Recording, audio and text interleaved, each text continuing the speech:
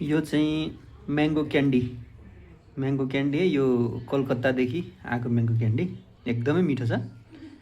अनि अर्को छ यो सोनपापडी है। सोनपापडी यो अब नर्मलवाला भन्दा यो अलिक फरक छ, यसमा अलिकति टपिङ पनि छ। यो चाहिँ तिवारी स्विट्स भन्ने रहेछ होइन, एकदमै पपुलर छ यो पनि, यो कलकत्तादेखि नै आएको हो। त्यस्तै अर्को यो छ, यो चाहिँ सन्देश स्विट्स, सन्देश मिठाई पनि भनिन्छ होइन, यो पनि त्यहीँबाटै आएको हो। र यो ल्याउने मान्छेको नाम पनि फेरि सन्देश नै हो क्या है। यसरी चाहिँ यो विभिन्न चाहिँ स्विट्सहरू अब आज माघे सङ्क्रान्तिको दिन यो खाइयो। त्यस्तै मसँग अर्को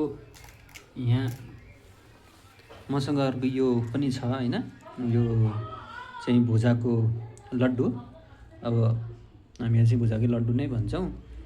यो छ एउटा अर्को, यो पनि बहुत मिठो हुन्छ। त्यस्तै अर्को भनेको यो चाहिँ चाकु है। अर्को यसमा चाहिँ तिल अनि अरू मसलाहरू जस्तो सुकमेल दालचिनीहरू राखेर बनाइएको, घिउमा बनाएको, एकदमै मिठो छ यो पनि है।